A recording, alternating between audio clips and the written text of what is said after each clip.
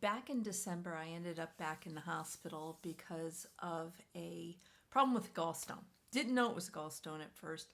So you go into the emergency room, you've got a lot of pain, and they give you imaging, right? They want to find out what's going on. And this actually ended up being fortuitous. It doesn't sound like having a gallstone would be a good thing, but it was a good thing because in New Zealand, they don't tend to give you monitoring after you've had surgery, your total gastrectomy, and then you have your last bit of chemo. And then it's kind of like if you have a symptom, then you can come back and they'll monitor you to see if the cancer has come back. In other nations, what they do is every 6 months for the first 3 years, I think it is, you get imaging done, and then every year thereafter. So anyway, I had these images done and to for a totally different purpose.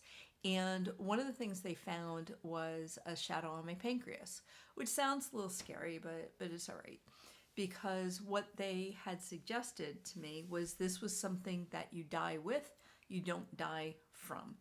So fast forward, that happened in December. Fast forward to now, it's May, and they want to image again this area, this incidental finding, this shadow on the pancreas, because it hadn't been there before. In my first rounds of imaging, it wasn't there, and then all of a sudden it is there.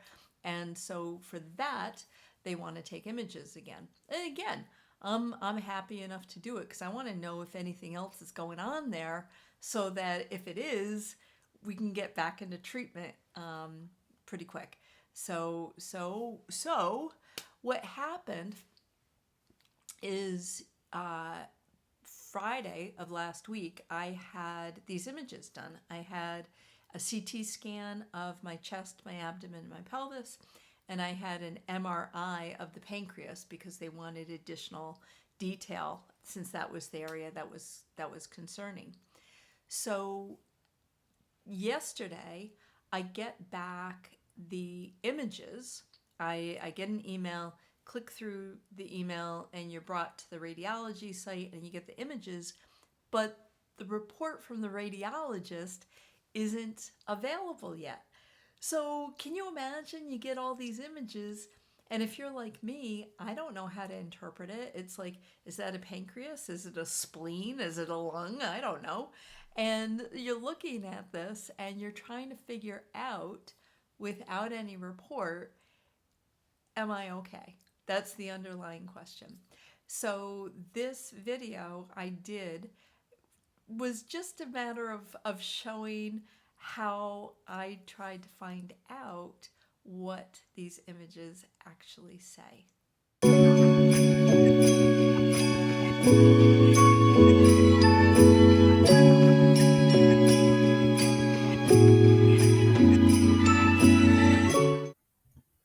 All right, and here we go. This is the email that I received from Reform Radiology telling me that I had gotten something in their patient portal. So the reports, you read this little bit here and say, basically it explains that we're giving you the images, but the report is going to be coming in a few days, and that's this 7 to 10 days after here. So they're giving you the images, but not telling you what they mean. And I don't know that that's the best idea, because you start looking at the images and you start wondering. So click on through. It brings you to the Reform Radiology site, and I'm going to put in my details. Then this pops up, and it's a list of all the images that I've had done at Reform Radiology. And you can see where with the older ones, there are the interpretive reports are done, but with these ones that I just had done last week, those reports aren't ready. And I want to know, yeah, I'm curious. I want to see what they look like, even though I know I have no way of interpreting them. So I'm going to click through, see what they do look like. Why don't we start with the CT on the chest? Yeah, it's CT on the chest, abdomen, pelvis, and then I had an MRI on the pancreas because that was the area that they were a bit concerned about. So you might as well stick with this key image thing. And you can see that they have just a ton of images here. Each one of them I won't understand. But this is pretty cool. If you kind of like just look through it, it shows you how it's done the imaging. I think that's pretty neat, at least. So if we go to the area that was of interest, I've been trying to learn how to interpret these things, or actually just how to use this imaging bit of software that the link sends you to. Figure focus on something called key image, and if it has a green ring on it, that might be an area of interest. So kind of scanning through here,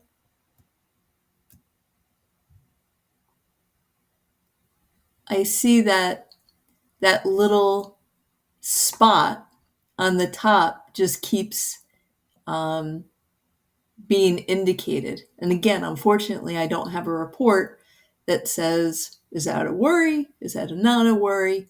So I want to look at it a little. I need help. I need help in understanding what it means. And I'm not patient enough to wait for radiologist to give me his learned opinion. He's probably had 10 years of education, and I kind of want this last Tuesday.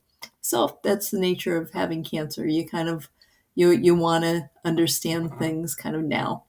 So this is pretty easy, and just playing around with it, found out, oh, you right click it, you can download it, and then we'll see what happens from there. So I have these images. I have absolutely total zero patience. But what I do have also is ChatGPT.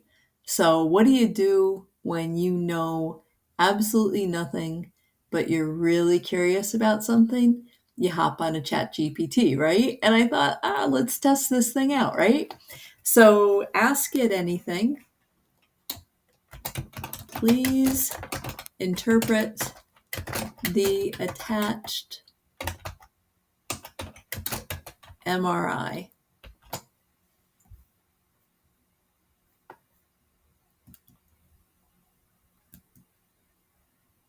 Upload it from my computer. Pancreas key image. You can tell I've done this a couple times, a couple dozen times.